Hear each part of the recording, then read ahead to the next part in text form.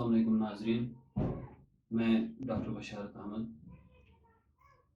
Technical officer to district chief husbandry officer Pulwama with additional charge of sheep and wool development officer district शुपिया।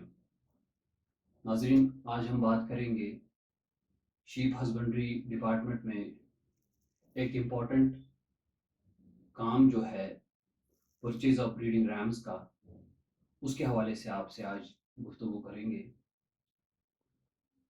Rams purchase से पहले मैं नाज़रीन को बताना चाहता हूँ कि जो डिपार्टमेंट ऑफ शीप हस्बेंड्री है, ये आज के इस सिलसिले आज आज के इस मंजिल तक कैसे पहुंचा, थोड़ा सा बैकग्राउंड में जाना चाहूँगा। नाजरीन, आपको ये बताना चाहेंगे कि जो डिपार्टमेंट ऑफ शीप हस्बेंड्री है, इसने अर्ली 60s में एक flagship programme cross breeding of local Kashmiri sheep with exotic breeds like like Australian Merino and Corriedale breeds जो है वो स्टार्ट किया था, जिसमें जो कश्मीरी लोकल शीप जो था, क्रॉस ब्रीडिंग से पहले जो है एवरेज में ये हमारा जो ये ब्रीड है 1 kg से कम कोरस वूल 1 साल का हमें यील्ड देता था। और इसकी जो ग्रोथ होती थी, मटन प्रोडक्शन भी बहुत कम होती थी, 1 साल में कोई 5 5 kg या 10 kg तक जाता था मटन प्रोडक्शन। तो इस सिलसिले में जो है हमने जो है ऑस्ट्रेलिया से ऑस्ट्रेलियन मैरिनो लाया और अपने लोकल से ब्रीडिंग करा के जो है हमने एक नई काइंड ऑफ ब्रीड जो है, novel kind of breed, fine wool breed जो है कश्मीर मैरिनो यहाँ पे डेवलप किया, जिसके लिए डॉक्टर जी पांडे साहब को पद्मश्री अवार्ड भी मिल चुका है।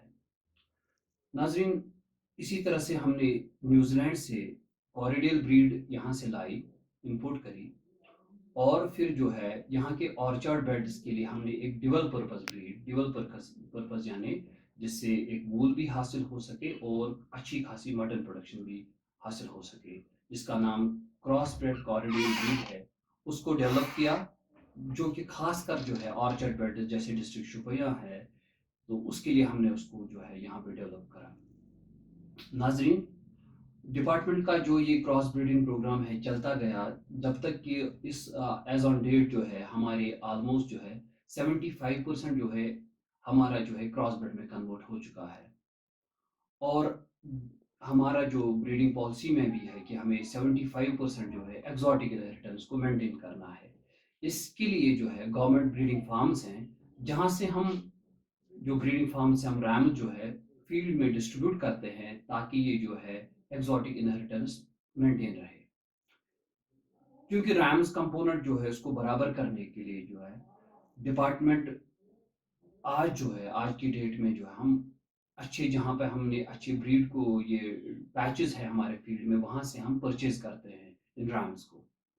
परचेजिंग से पहले जो है एक इम्पॉर्टेंट चीज़ है, that's called as ear marking of rams. उस सिलसिले में थोड़ा सा बात करना चाहेंगे।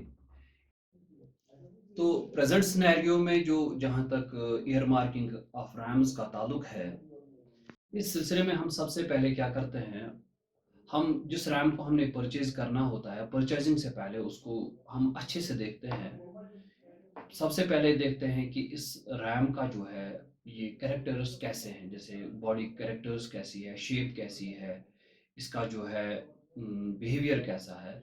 उसके बाद हम देखते हैं कि इस रैम की एज कितनी है। जो डेंटिशन से हमें पता चलता है कि इस रैम की जो हमने परचेज करना है, इसकी उम्र कितनी है। और उसके साथ साथ हम देखते हैं कि इसका बॉडी वेट कितना है। हम कोरिलेट करते हैं कि किस उम्र पे इसका बॉडी वेट कितना है। उसके बाद हम इसके वूल का जो है जायज़ा लेते हैं कि आया कि ये फाइन वूल है या कोरस वूल है, तो हम वो चीज़ देखते हैं। उसके बाद जो है हम इस रैम का फिजिकल एग्जामिनेशन करते हैं, इसमें कोई डिफेक्ट नहीं तो है, कोई गेट में डिफेक्ट मत है, चलने फिरने में कोई डिफेक्ट मत है। और इसी के साथ साथ जो है हम इसके टेस्टिकल्स को देखते हैं कि इसके टेस्टिकल्स ठीक है, इनमें कोई ग्रॉस डिफेक्ट तो नहीं है, जैसे कोई इन्फ्लेमेटरी कंडीशन जो है, जैसे ऑर्काइट्स होता है, एपिडेडर्माइट्स होता है, वो मत है।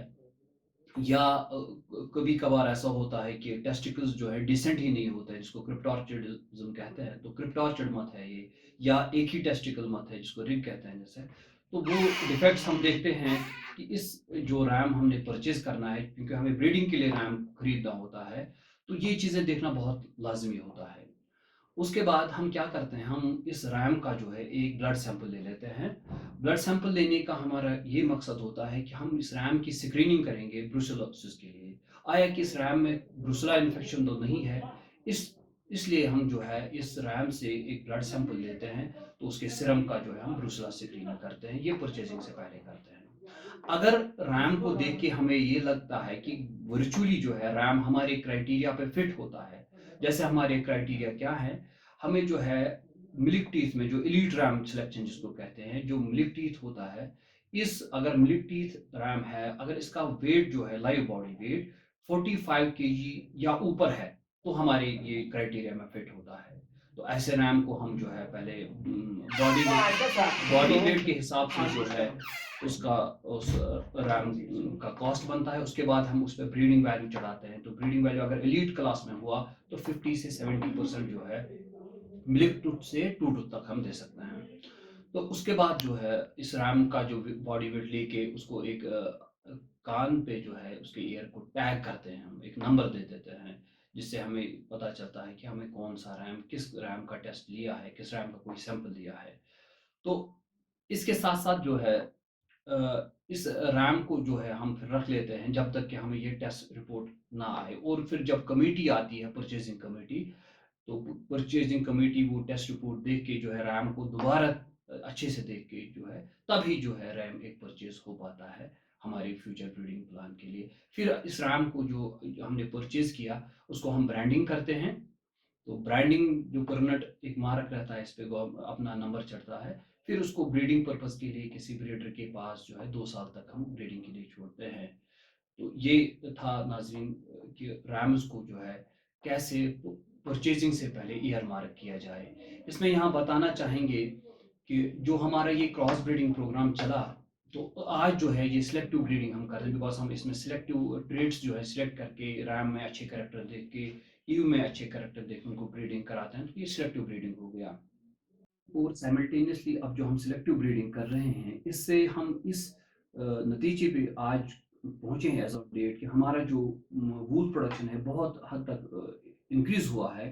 तो आज की डेट में एट एन एवरेज हमारा जो क्रॉस ब्रेड शीप है वो 2.5 kg का हमें फाइन वूल देता है, जिसमें वूल जो है कोई 21 से 22 माइक्रॉन्स का जो है उसकी फाइननेस होती है, जो कि फाइन वूल ब्रीड में जो है शामिल किया जा सकता है। और मटन प्रोडक्शन का जहाँ तक ताल्लुक है, मटन प्रोडक्शन भी बहुत सिग्निफिकेंटली हमने इंक्रीज करा है। तो mutton production at an average जो है 18 kg हमें ऑब्टेन होता है एट स्लाटर एज जो है हमारा क्रॉस ब्रीडिंग एक शीप में। तो ये अचीवमेंट इसी वजह से हमें हासिल हुई कि हमने पहले क्रॉस ब्रीडिंग का प्रोग्राम जो है अडॉप्ट किया, और अब सिलेक्टिव ब्रीडिंग को लेके हम चल रहे हैं, ताकि ये जीन्स जो है पॉपुलेशन में फिक्स हो जाए और हमें अच्छी नताइज हासिल हो सके।